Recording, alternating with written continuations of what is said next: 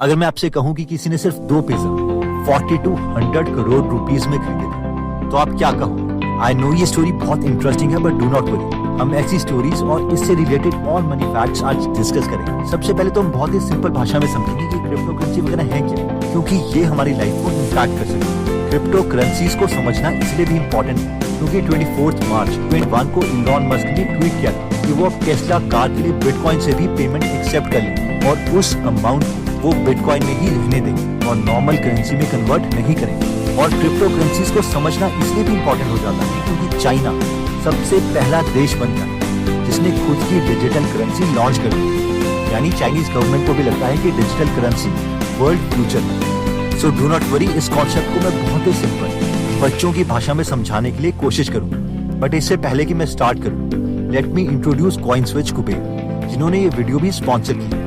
CoinSwitch Kuber एक trusted crypto currency trading application है जिसके मिलियंस ऑफ यूजर हैं वर्ल्ड वाइड। इस एप्लीकेशन की मदद से हम सिर्फ 100 रुपए में भी क्रिप्टो करेंसी खरीद सकते हैं और वो भी सिर्फ एक ही क्लिक से, just like Amazon and CoinSwitch से रिलेटेड वीडियो के एंड में हम बाकी बातें करेंगे, बट अभी हम फोकस करते हैं क्रिप्टो करेंसी पर। क्रिप्टो करेंसी को समझने के लिए हम पहले पैसे समझते हैं। पैसे का नॉर्मल मतलब है वैल्यू, यानी अगर किसी ने आपके लिए काम किया तो इसका मतलब है कि उसके काम ने आपके लिए वैल्यू क्रिएट करी और जिसके बदले आप उसे पैसे देंगे। अब ये इंसान उस पैसों को यूज कर सकता है और किसी से वैल्यू लेने या कोई सामान खरीदने। जब करेंसी नहीं थी तो पुराने जमाने में वैल्यू को एक्सचेंज करना बहुत ही अजीब था। अगर आपको मुझसे एप्पल चाहिए और मुझे आपसे राइस चाहिए तो हम दोनों इस एप्पल और राइस को एक्सचेंज कर सकते हैं। हम दोनों खुश होंगे इस डील से क्योंकि हम दोनों की समझ से हम दोनों ने एक दूसरे को सेम वैल्यू के राइस और एप्पल दिए। लेकिन हो सकता है कि आपको मुझसे एप्पल चाहिए ही ना हो, इसका मतलब है हमारी डील नहीं होगी। इस वैल्यू एक्सचेंज को इंप्रूव करने के लिए नया कॉन्सेप्ट इंट्रोड्यूस किया गया था जिसमें गोल्ड एक्सचेंज होने लगा। यानी अब अगर आपको मुझसे एप्पल चाहिए तो आप मुझे उस एप्पल्स के अकॉर्डिंग गोल्ड दे दोगे जिसे मैं कहीं और यूज कर सकता हूँ। ये थोड़ा बेटर सिस्टम था, लेकिन इसमें प्रॉब्लम्स थी और वो ये थे कि गोल्ड कैरी करना मुश्किल था और साथ में किसी को अगर थोड़ा ही सामान चाहिए तो गोल्ड को छोटे छोटे टुकड़ों में तोड़ना भी मुश्किल था। इन प्रॉब्लम को सॉल्व करने के लिए करेंसी सिस्टम चलाया गया, यानी हम अपना गोल्ड गवर्नमेंट या अथॉरिटीज के पास रख देंगे और उस गोल्ड के बदले हमें प्रॉमिसरी नोट दिए जाएंगे, यानी रुपए नोट्स दिए जाएंगे। तो अब गोल्ड के बजाय इन नोट्स को कैरी करना और भी आसान था और साथ में हमें गोल्ड को टुकड़ों में तोड़ने की जरूरत नहीं थी क्योंकि नोट्स में अलग अलग नंबर्स लिखे थे जो कि अलग अलग वैल्यू रिप्रेजेंट करते थे। ये सिस्टम ठीक चल ही रहा था कि 15 अगस्त 1971 में एक बहुत ही बड़ा डिसीजन लिया गया। डिसीजन ये था कि यूएस के 37वें प्रेसिडेंट रिचर्ड निक्सन ने गोल्ड और डॉलर का बॉन्ड तोड़ दिया। इससे पहले तक गवर्नमेंट उतने ही नोट छाप सकती थी जितना कि गोल्ड उनके पास एक्चुअल में था, लेकिन इस डिसीजन के बाद सब कुछ ही बदल गया। अभी तक हम सबको विश्वास था कि हमें जो भी नोट्स दिए जा रहे हैं उतना गोल्ड एक्चुअल में गवर्नमेंट के पास है, यानी हमें गोल्ड में विश्वास था। पर 1971 से हमें सिर्फ गवर्नमेंट पर विश्वास करना पड़ेगा क्योंकि वो एक कागज में लिख के दे रहे हैं कि इस कागज की वैल्यू 2000 रुपए है। अब पिछले कुछ सालों में इन पैसों को इलेक्ट्रॉनिक भी किया गया, यानी हम डिजिटल करेंसी को ट्रांसफर कर सकते थे। इसका कॉन्सेप्ट भी सेम था। हम विश्वास कर रहे हैं गवर्नमेंट में कि अगर वो कह रहे हैं कि हमारे बैंक अकाउंट में 1 लाख रुपए हैं तो एक्चुअल में हम उन 1 लाख रुपए का सामान ले सकते हैं और गवर्नमेंट विश्वास कर रही है अपने कंप्यूटर्स में कि उसमें कोई एरर नहीं आएगा और सबका हिसाब किताब ठीक चलेगा। अब इस टाइप ऑफ करेंसी में कुछ लोगों को सबसे बड़ी प्रॉब्लम लग रही थी कि सारा कंट्रोल सेंट्रलाइज्ड है, यानी गवर्नमेंट के पास है। अब कई लोग सोचेंगे कि यार हमें क्या फर्क पड़ता है कंट्रोल कहीं भी हो, लेकिन ये एक्चुअल में इश्यू है।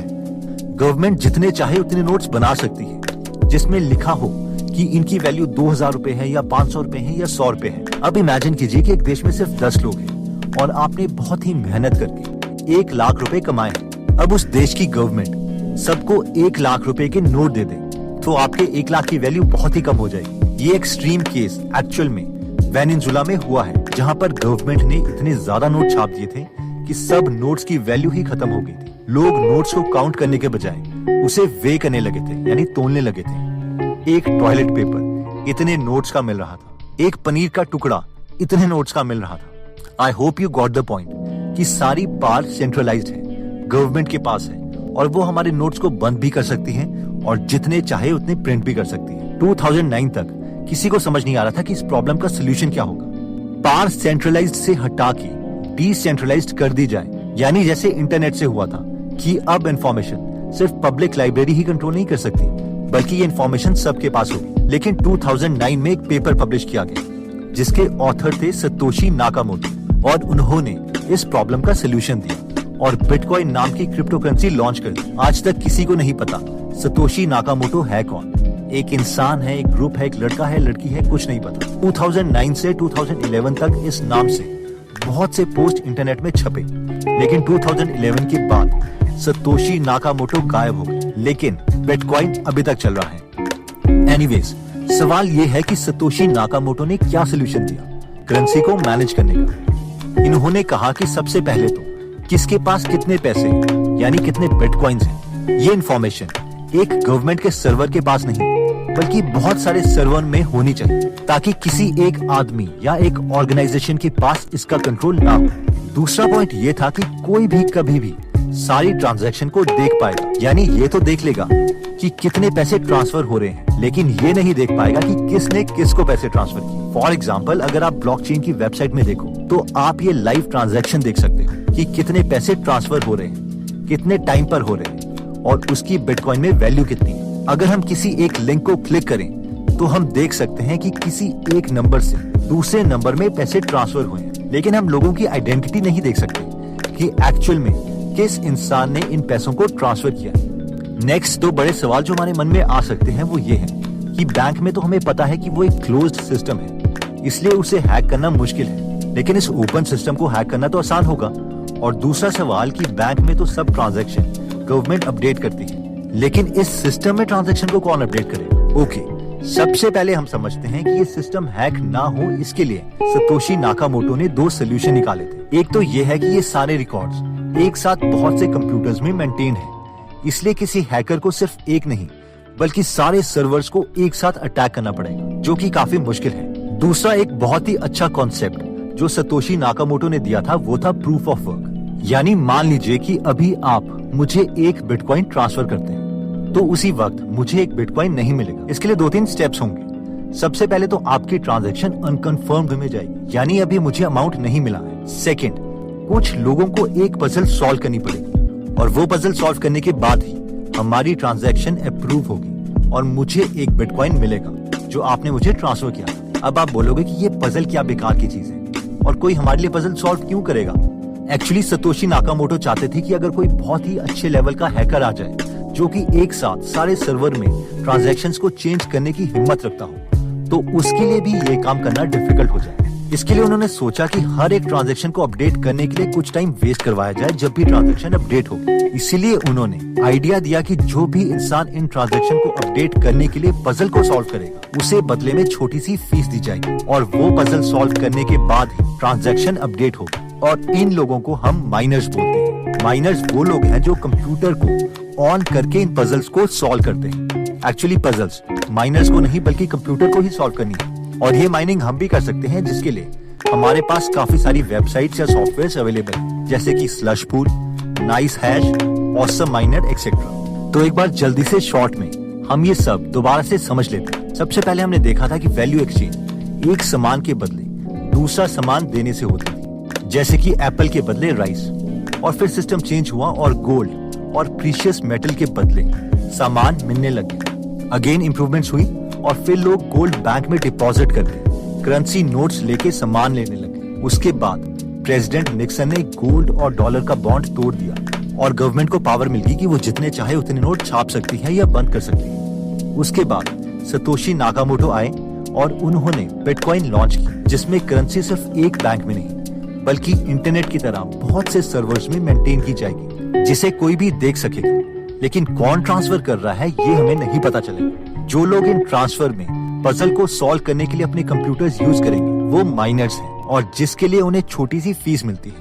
फॉर एग्जाम्पल, अगर हम इस ट्रांजैक्शन की बात करें तो इस ट्रांजैक्शन को कंप्लीट करवाने के लिए सेंडर को 0.0001900 BTC यानी बिटकॉइन मिले हैं, जो कि माइनर्स की फीस है। हाँ, सबसे इंटरेस्टिंग फैक्ट, जब पहली बार बिटकॉइन लॉन्च हुआ था तो किसी को बिटकॉइन पर ट्रस्ट नहीं था, इसलिए एक बिटकॉइन की वैल्यू एक पेनी से भी कम थी। इसलिए हेनेसिस नाम के आदमी ने 2 पिज्जा खरीदने के लिए पिज्जा वाले को 10,000 बिटकॉइंस दिए थे, जिसकी आज वैल्यू 4200 करोड़ रुपए है। काश आप वो पिज्जा वाले होते। Anyways, on a serious note, इस करेंसी का ड्रॉबैक ये है कि ये बहुत ही वोलेटाइल है। हमें नहीं पता अगर आज हम इस करेंसी में 1 लाख रुपए इन्वेस्ट करते हैं तो वो 1 करोड़ बन जाएगा या फिर 0 बन जाएगा। लेकिन ये भी ट्रू है कि हम इसे इग्नोर नहीं कर सकते, क्योंकि क्या पता यही फ्यूचर हो। चाइनीज गवर्नमेंट और इलॉन मस्क जैसे लोग तो समझते हैं कि yes, this can be the future. तो अगर आप बिटकॉइन में इन्वेस्ट करना चाहते हैं तो उतना ही इन्वेस्ट कीजिए जो आपको पता है कि आप लूज कर सकते हैं। बाकी बिटकॉइन से रिलेटेड और नॉलेज लेते रहें। अगेन, अभी एक बिटकॉइन की वैल्यू करीबन 42 लाख रुपए के करीब है, लेकिन कॉइनस्विच कुबेर की मदद से हम 100 रुपए का भी बिटकॉइन खरीद सकते हैं। अगर हम ये एप्लीकेशन किसी के साथ शेयर करते हैं तो हमें 50 रुपए का बिटकॉइन भी मिलेगा। कॉइनस्विच कुबेर एक ट्रस्टेड कंपनी है जिसमें 100 से भी ज्यादा क्रिप्टो करेंसीज अवेलेबल है, जिसमें हम इन्वेस्ट कर सकते हैं।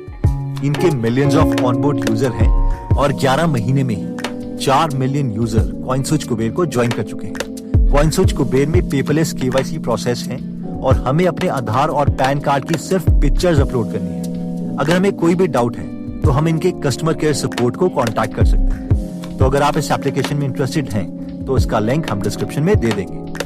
दोस्तों, अगर आप अपने कॉम्पिटिटर से हमेशा अप टू डेट रहना चाहते हैं तो आप हमारी गीगल एप्लीकेशन डाउनलोड कर सकते हैं, जहां पर सक्सेसफुल लोगों की 140 से ज्यादा बुक समरीज फ्री में हिंदी में अवेलेबल है। इस एप्लीकेशन के लास्ट रो में जाओ, वहां पर 21 डेज चैलेंज है जिसमें 21 फ्री बुक समरीज अवेलेबल है। हर रोज सिर्फ एक समरी सुनो एंड बिलीव मी, आप अपने कॉम्पिटिटर से बहुत आगे हो जाओगे।